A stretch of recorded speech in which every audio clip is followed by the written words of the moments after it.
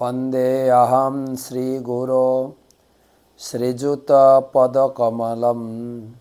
श्रीगुरून् वैष्णवांश्च श्रीरूपं साग्रजातं सहगण रघुनाथान्वितं तं सजीवं साद्वैतं सावधूतं परिजनसहितं कृष्णचैतन्यदेवं श्रीराधाकृष्णपादं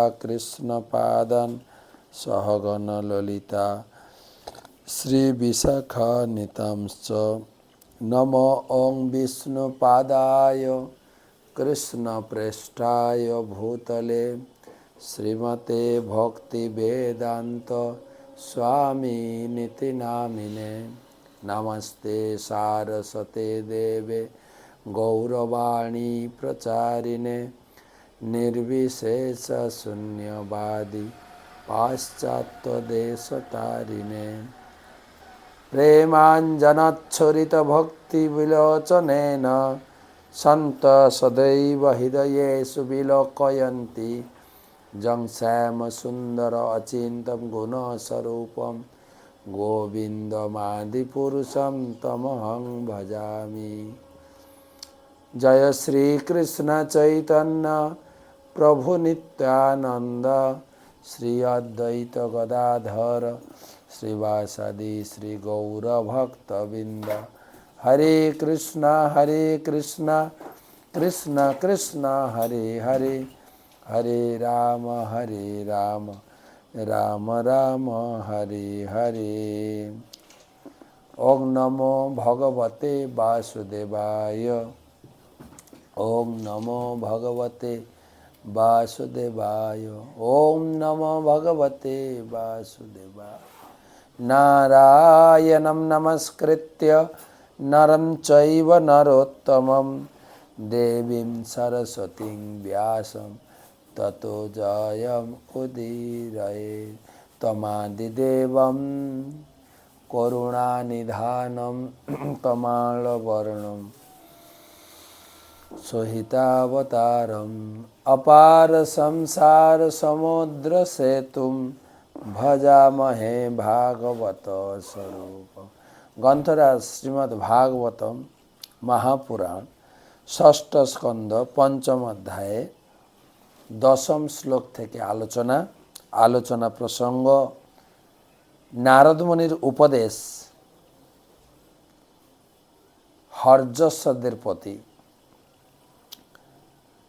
সেই প্রসঙ্গে আমাদের আজকে 1241তম ভাগবত রসমাধুরী সেমিনার মায়াপুর থেকে আমি আপনাদের এই ভাগবত কথা আলোচনা করার প্রয়াস করছি। গুরু বৈষ্ণব ভগবানের বিশেষ আশীর্বাদ যে আমরা এই শাস্ত্র গ্রন্থ মহাপ্রভু বলেছেন তিনটে কাজ করতে হবে প্রতিদিন। বলো কৃষ্ণ, ভজ কৃষ্ণ, কর কৃষ্ণ শিক্ষা। বলো কৃষ্ণ মানে হচ্ছে হরিনাম, ভজ কৃষ্ণ মানে হচ্ছে কৃষ্ণ পূজা, আর কর কৃষ্ণ শিক্ষার প্রতিদিন গীতা ভাগবতম আলোচনা। সকালে আমরা গীতা পড়ি আর সন্ধ্যার সময় ভাগবত পড়ার চেষ্টা করছি এবং যতটুকু শ্লোক পড়ে বুঝতে পারছি আপনাদের সঙ্গে শেয়ার করার চেষ্টা করছি। তো প্রথমে গুরুদেবের চরণে প্রণাম নিবেদন করে তার অহেতুকী কৃপা আশীর্বাদ প্রার্থনা করছি। নমো ওং বিষ্ণুপাদায় কৃষ্ণপ্রেষ্ঠায় ভূতলে শ্রীমতে জয়পতাকা স্বামী নীতি নামিনে নমো আচার্য পাদায় নিতাই কৃপা প্রদায়িনে গৌর কথা ধামদায় নগর গ্রাম তারিণে। দশম শ্লোক। শ্রী শুক উবাচ তন্নিশমাথ হর্যস্যা ঔৎপত্তি কমনীষয়া वाचकूटं तु देवर्षे स्वयं विममृषुर्धिया स्वयं विम अमृषुर्धिया। श्रीशुक उवाच तन्निशम्याथ हर्जस्य औत्पत्ति कमनीषया वाचः कूटं तु देवर्षे स्वयं विममिषुर्धिया। অনুবাদ, শিল সুখদেব গোস্বামী বললেন, নারদ মুনির সেই হেয়ালি পূর্ণ বাক্য শ্রবণ করে হর্যস্বেরা তাদের স্বাভাবিক বিচার শক্তি সম্পন্ন বুদ্ধির দ্বারা নিজেরাই বিচার করতে লাগলেন। আমাদের শুনেছি যে সাধু মহাত্মা সব প্যাঁচে কথা কয়, সুচতুর হয়ে তাহা বুঝে নিতে হয়। সাধু মহাত্মারা কথা বলেন হেয়ালি বা কি বলে শর্ট হ্যান্ড বলে না, আগে ছিল শর্ট হ্যান্ড, যখন লেকচার হতো খুব শর্ট শর্ট করে লিখে যেতেন, পরে ডিটেলস লিখতেন।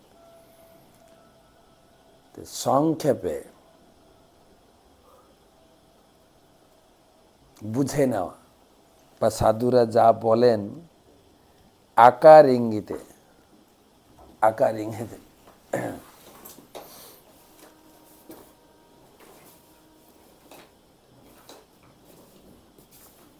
যেরকম আপনারা দেখবেন রামায়ণ পড়বেন, আমাদের বিভীষণ রাবণ নিয়ম করেছিলেন, এখানে সর্বত্র কেবল যা যা দেওয়া লিখন হবে আমার নাম লিখতে হবে রাবণ, কিন্তু বিভীষণ রাম রাম রাম রাম সব জায়গায় লিখেছে।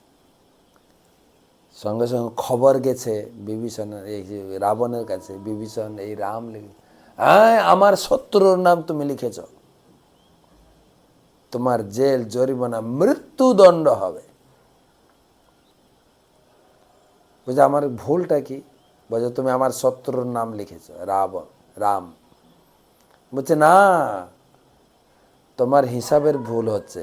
বলছে মানে রাবণ মানে মন্দোদরী। তাই নাকি?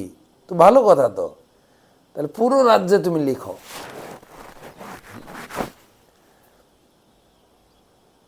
খুব সুচিন্তিত এবং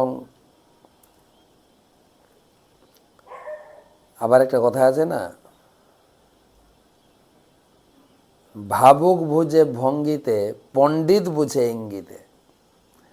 আমরা মূর্খরা, তাই আমাদের বোঝানোর জন্য প্রচুর পরিমাণে ব্যাখ্যা টিপ্পনী ক্লাস দিতে হয়। কিন্তু নারদ মুনি শর্টে বলেছেন। এর আগের শ্লোকে আপনারা শুনেছেন যে 6 থেকে 8 শ্লোকে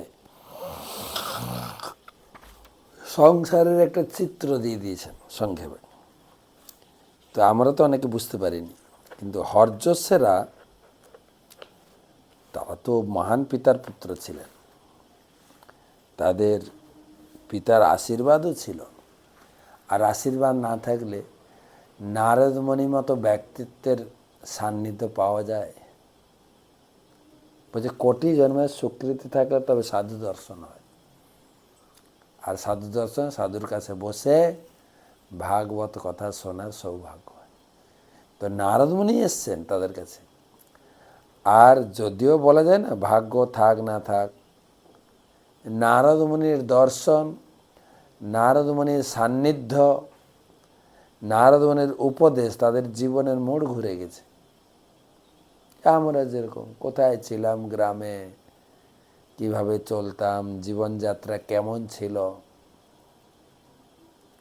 সাধু সঙ্গের ফলে যতটুকু জীবনযাত্রাকে পরিবর্তন করতে পেরেছি, তো নারদমুনির সান্নিধ্যে তাদের জীবনের মোড় ঘুরে গেল। লবমাত্র সাধু সঙ্গে সর্বসিদ্ধি হয়। লব, ক্ষণিকের মাত্র কোনো সাধুর যদি দর্শন দেখেন, নারদমুনির সম্বন্ধে অনেক কথা আছে। তো এখানে হরযশোদের প্রতি নারদমুনির কীভাবে কৃপা বর্ষিত হলো। তো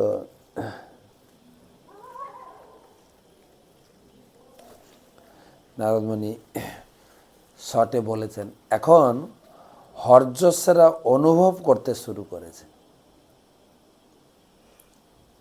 এটা একটা ভাববার বিষয়। কিন্তু আমরা তো অনেক কথা শুনছি প্রতিদিন,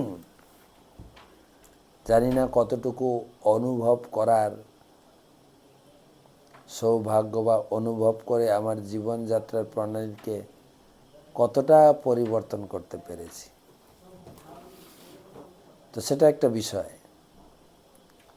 হরযশরা চিন্তা করতে শুরু করেন, নারদমুনি কি বললেন। নারদমুনি বলার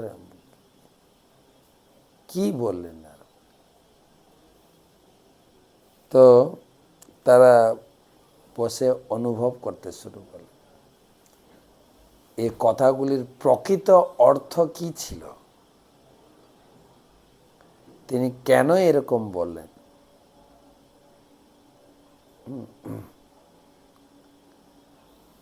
যে তারা অনুভব করতে শুরু করেন, শুনেছেন তো, আছে না?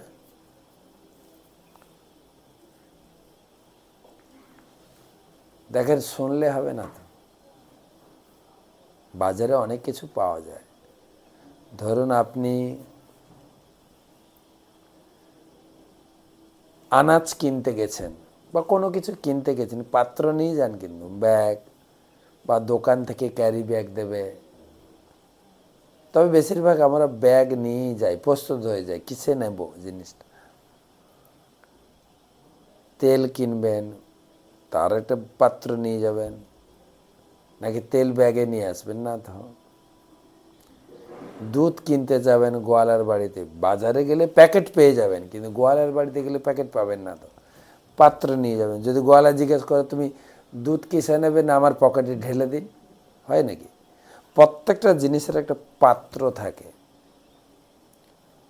তাই যখন ক্লাসে বসবেন বা ক্লাস শুনবেন, ক্লাসের পাত্র কি, কোন পাত্রে আপনি ক্লাসের এই উপদেশগুলো ধরে রাখবেন? খাতা পেন। এই কলিযুগে খাতা পেন শুরু হয়েছে, দাপর ত্রেতা সত্য, এ তো সত্যযুগের কাহিনী। তারা একবার শুনে মনে রেখেছে, 6 থেকে 8 শ্লোক, 3খানা শ্লোক মনে। সেই শ্লোকগুলো স্মৃতি মন্থন করতে শুরু করেছে। নারদমুনি কি বলতে চাইলেন? আমরা তো শুনছি, চলে যাচ্ছি, ভুলে যাচ্ছি, বা মনে থাকলেও কতটা আমরা কাজে লাগাই। কথা হচ্ছে জ্ঞান, জ্ঞানের পরে অনুভব, অনুভবের পরে ব্যক্তিগত জীবনে প্রয়োগ। নারদমুনির এই বাক্যকে তারা বিচার করতে শুরু করলেন, তারপরে জীবনে প্রয়োগ করবেন। অনুভব, প্রয়োগ, তারপরে প্রথম হচ্ছে জ্ঞান, অনুভব। যেরকম গরু দেখবেন, বানর যা পাবে হুটমুট করে মুখে খাবে। বানর তো গালে জমা রাখেন, পরে এক একটা চিবিয়ে পেটের ভিতরে নিয়ে যায়, কিন্তু গাই বা গরু সব হুটমুট খাবে, তারপর ধীরে ধীরে বের করে জাবর কাটে। তো ঠিক সেই রকম শোনার পরে মনন, শোনার পরে ভক্তরা এই বলে উপদেশামৃত গ্রন্থে প্রভুপাদ ব্যাখ্যা করেছেন, প্রথম ভক্তকে প্রচুর পরিমাণে শ্রবণ করতে হবে, এগুলো শ্রবণ দশা। তারপরে বরণ দশা, আমি যা শুনছি তার ভিতরে আমার ভালো ভালো জিনিসকে বরণ খাতায় লিখে নিতে হবে, মোবাইলে নোট করতে হবে।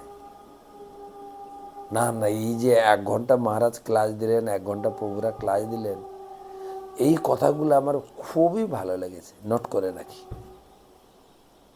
এবারে সেই নোট জিনিসটাকে স্মরণ রোমন্থন করতে হবে।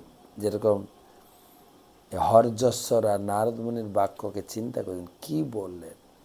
ভূ মানে কি? একমাত্র পুরুষ মানে কি? একটাই নদী মানে কি? একটা গর্ত মানে কি? বলবেন। তারা কিভাবে বুঝেছিলেন সেটা সুখদেব গোস্বামী শেয়ার করেছে। তো শ্রবণের পরে, বরণের পরে স্মরণ, আর এই স্মরণ করতে করতে সে সম্পত্তি দশা ভগবানকে লাভ করে। তো এখানে দেখেন, হরযশ্বরা নারদমুনি সংক্ষেপে বলে দিয়েছেন। হরযশ্বরা চিন্তা করছেন, ভূ ক্ষেত্রম জীব সংজ্ঞম যদনাদি নিজবন্ধনম অদৃষ্ট তস্য নির্বাণম কিম সৎকর্মভির্ভবেৎ।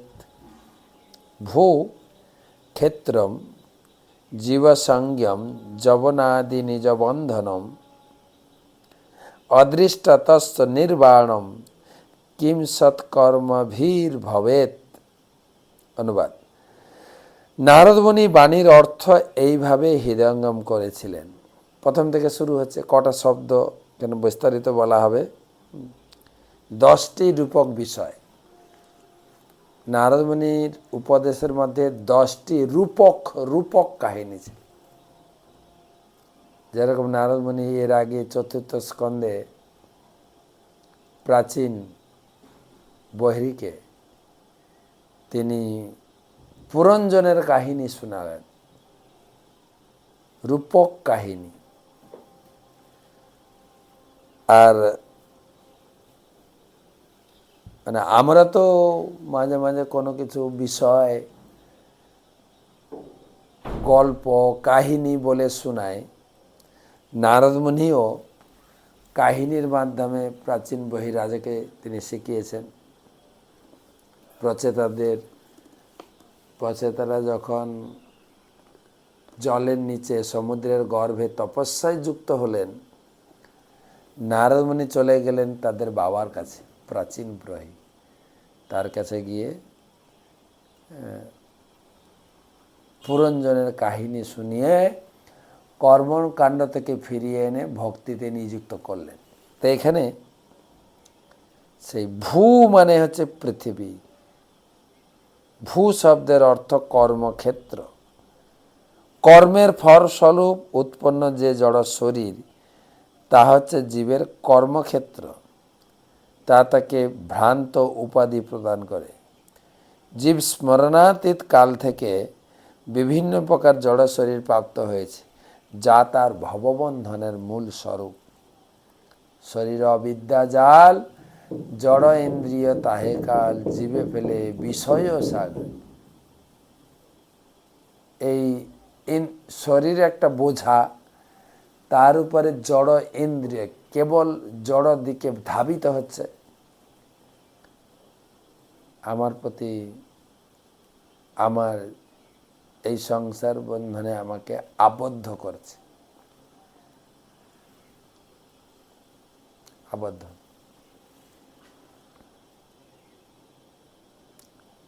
তো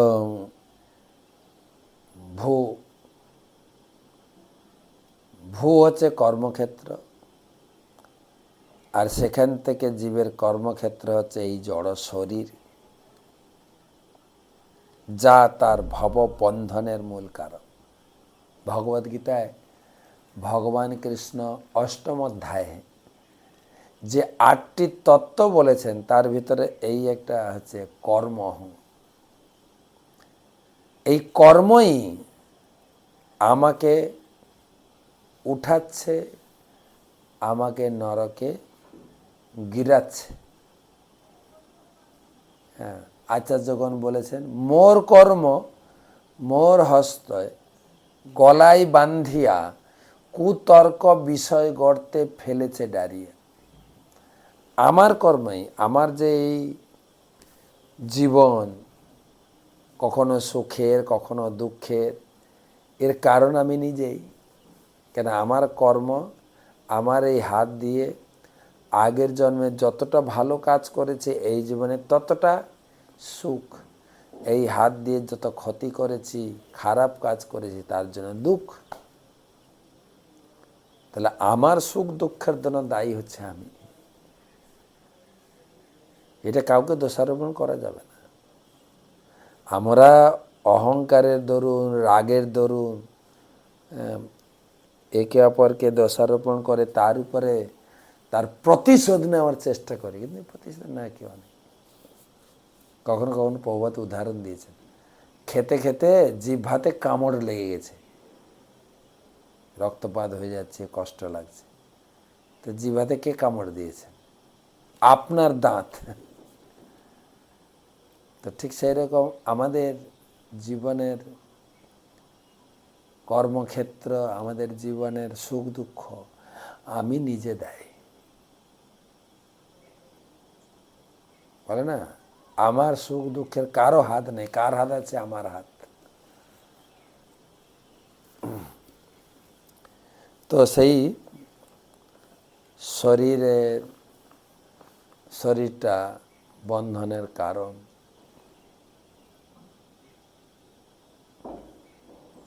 সেই জন্য গীতার শুরুতে ভগবান বলেছেন ধর্মক্ষেত্রে। এই শরীরটা একটা ক্ষেত্র, কর্মক্ষেত্র। কিসের ক্ষেত্র হওয়া উচিত? ধর্মক্ষেত্র।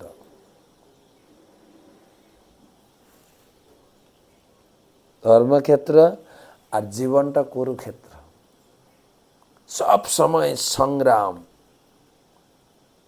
সব সময় কেউ না কেউ কারোর পিছনে প্রতিদ্বন্দ্বিতা করে চলেছে, রেসারেসি। আর এই রেসারেসি প্রকট হয় যখন ভোট আসে। দেখেন রেসারেসি, কে টিকিট পেল, কে পেল না, কার ক্ষমতা, যে টিকিট পেল না সে বিপক্ষে যাচ্ছে। তো ভূ হচ্ছে কর্মক্ষেত্র, পৃথিবী। আর সেই পৃথিবী থেকে আমরা একটা শরীর পেয়েছি। কেউ যদি মূর্খতাবশত এই অনিত্য সকাম কর্মে লিপ্ত হয় এবং এই বন্ধন মুক্তির চেষ্টা না করে, তাহলে তার অনিত্য কর্ম অনুষ্ঠানে কী লাভ হবে? এই সুন্দর শরীর পেয়ে কর্মক্ষেত্র, ধর্মক্ষেত্র রূপে শরীর, আমাকে এই বন্ধন থেকে বেরিয়ে আসতে হবে। আমাদের উদাহরণ দেওয়া হয় শুঁয়োপোকা নিজে লালা থেকে ঘর তৈরি করে নিজেই আবদ্ধ হয়ে পড়ে, আবদ্ধ হয়ে গেছে। প্রভুপাদের উপরে অনেক বড় তাৎপর্য দিলেন। প্রভুপাদ বলছেন, নারদমুনি প্রজাপতি দক্ষের পুত্র হর্যশ্বদের কাছে 10টি রূপক বিষয় সম্বন্ধে বলেছিলেন। রাজা, রাজ্য, বিল, স্ত্রী, পুংসলিপতি, নদী, গৃহ, পঞ্চবিংশতি পদার্থ, হংস। রাজা, রাজ্য, বিল, স্ত্রী, পুংসলিপতি, নদী, গৃহ, পঞ্চবিংশতি পদার্থ, হংস এবং খুর। এই 10টা তত্ত্বের ভিতরে এই শ্লোকে ভূ, ভূ মানে পৃথিবী। প্রপার লিখছেন তাৎপর্যে, প্রজাপতি দক্ষের পুত্র হর্যশ্বেরা তৎক্ষণাৎ নারদমুনির উপদেশ হৃদয়ঙ্গম করতে পেরেছিলেন। নারদমুনির কৃপায়।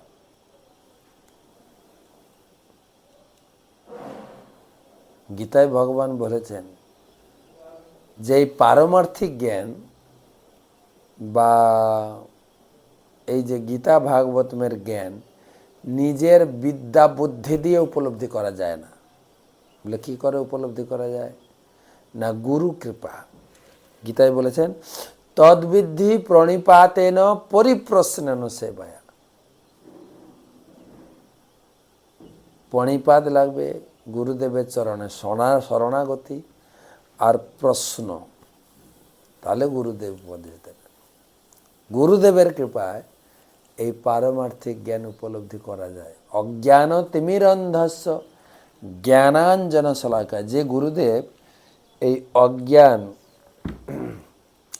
মূর্খ ব্যক্তিকে জ্ঞানের আলোক প্রদান করে, যিনি উপরের দিকে নিয়ে আসেন, সেই গুরুদেবকে আমি প্রণাম করি।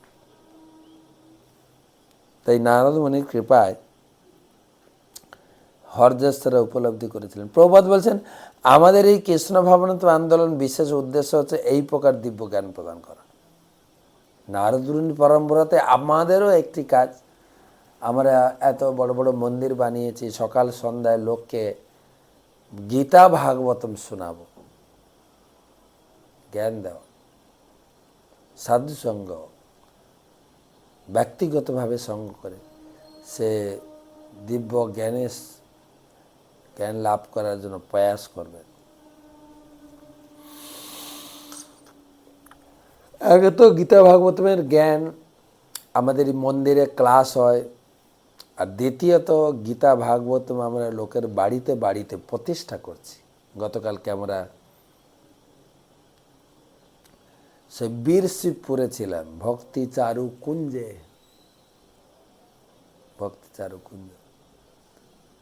ছিল ভক্তিচারু স্বামী গুরু মহারাজের একনিষ্ঠ নিষ্ঠাবান শ্রেষ্ঠ শিষ্য। গৃহে কত সুন্দর মন্দির বানিয়েছেন। আর আমরা ওখানে বেশ কিছু মানুষজন এসেছিলেন আমার নাম শুনে ক্লাস শুনবেন। 1.5 ঘন্টা ক্লাস হলো, তার কত ভক্ত বাড়িতে গীতা নিয়ে গেলেন, ভাগবত নিয়ে গেলেন, চৈতন্য চরিত্র নিয়ে গেলেন। এত পরিমাণে বিতরণ হয়েছে, লোক খুঁজে খুঁজে আজকের সকালে এসছেন, মহারাজ আমি একটা চৈতন্য চরিতা আমি তো নেব। আমি বললাম গাড়িতে চলে গেছে, আপনার বাড়ি কাছে, আপনি তো কালকে এলে পেয়ে যেতেন। বলছে না, কোনো কারণ আসার ইচ্ছা ছিল কিন্তু আটকে গেলাম। তবে রাত্রে এসেও ছিলেন, অনেক রাত হয়ে গেছিলো, সবাইকে জিজ্ঞেস করলাম চৈতন্য চরিতামৃত কোথায় পাবো। তখন ওনারা বললেন সকালে আসুন। এমনি সকালে তো যারা গ্রন্থ বিতরণ করছিলেন আমাদের সংকীর্তন ভক্তরা, তারা চলে গেছে। আমি বুঝাতে চাইছি, তারপরে ওরা পাঠিয়ে দেবো ওনাকে। চৈতন্য চরিতামৃত খুব পড়ছেন লোকে, এই দোল থেকে দেখছি এত চৈতন্য চরিতামৃত লোকে কিনছেন। কেননা গীতা ভাগবতম সংস্কৃতে, চৈতন্য চরিতামৃত বাংলায়, সমস্ত গ্রন্থের সার সংকলন। এটাকে বলা হয় আমাদের বৈদিক বা পারমার্থিক জগতে পিএইচডি গ্রন্থ, সিদ্ধান্ত শিরোমণি। জানে বা না জানে কেহ, চৈতন্য চরিতামৃত লেখক শিল কৃষ্ণদাস কবিরাজ গোস্বামী লিখলেন, যদি বা না জানে কেহ, শুনিতে শুনিতে সেহ, কি অদ্ভুত চৈতন্য চরিত, কৃষ্ণে উপযোগিবে প্রীতি। তারপরে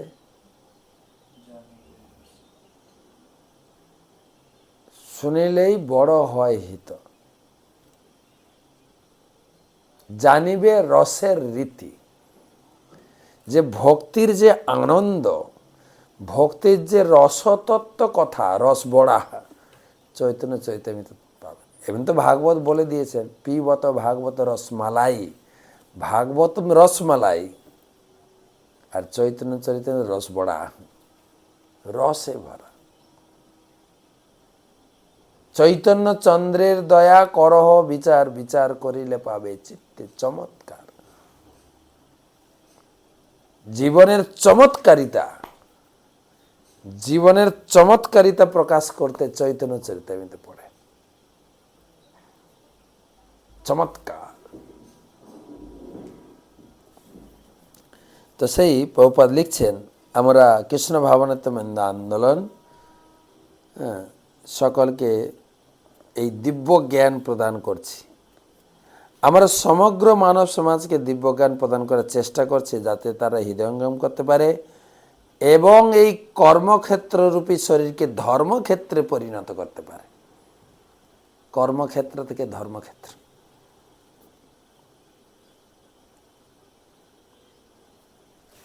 জন্ম মৃত্যুর জরা ব্যাধির বন্ধন থেকে মুক্তি এবং আত্ম উপলব্ধি লাভের জন্য তাদের নিষ্ঠা সহকারে তপস্যা সম্পাদন করা উচিত। মায়া কিন্তু অত্যন্ত প্রবল, কিন্তু উপলব্ধির পথে মায়া একরকম প্রতিবন্ধকতা সৃষ্টির ব্যাপারে অত্যন্ত পটু। তাই কখনো কখনো কৃষ্ণভক্তি আন্দোলনে যোগদান করার পরেও এই আন্দোলনের গুরুত্ব হৃদয়ঙ্গম করতে না পেরে অনেকে আবার অধপতিত হয়ে পুনরায় মায়ের বন্ধনে আবদ্ধ হচ্ছে। অর্থাৎ হর্যদের মতো আমাদেরও গীতা ভাগবতের মর্মকথা এক এক সময় একান্ত হয়ে বসে অনুভব করা উচিত, একান্ত হয়ে বসে গুরুদেবের কথা শোনা উচিত মনোযোগ সহকারে, যেটা হর্যরা গ্রহণ করেছিল।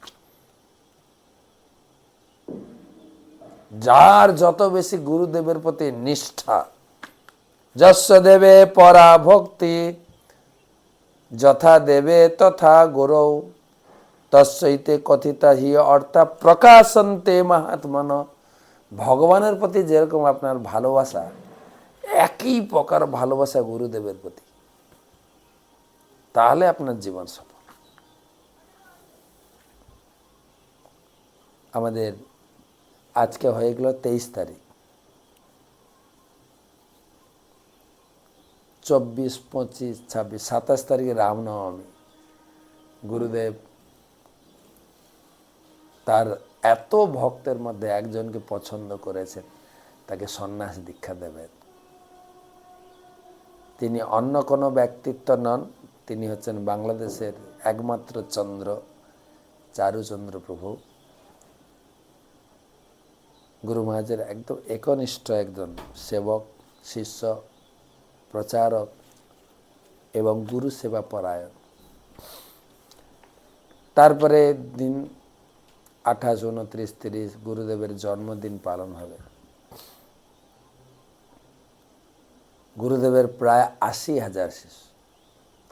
তার জন্মদিন পালন করতে মায়াপুরে দম ফাটা ভিড়, আশা করছি প্রায় 25,000 লোকের সমাগম হবে। আমাদের মায়াপুরে যত গেস্ট হাউস আছে বড় জোর 5,000 লোককে রাখার মতো ঠেলে ঠেলে আসছেন প্রায় 25,000 লোক। আশেপাশে গৌড়ীয় মঠ সব একদম ভরে গেছে বুকিং।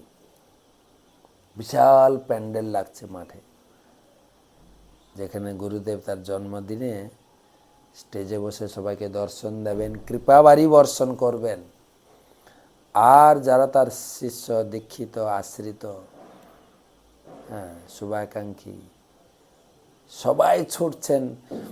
বিশেষ করে ব্যাস পূজার দিনে, মানে গুরুদেবের জন্মদিনে, গুরুদেবের কাছ থেকে দুটো কথা শুনবো। তার কৃপা দৃষ্টি, তিনি আমাকে তাকিয়ে আমাকে দর্শন করবেন, তার কৃপা দৃষ্টি আমার উপর।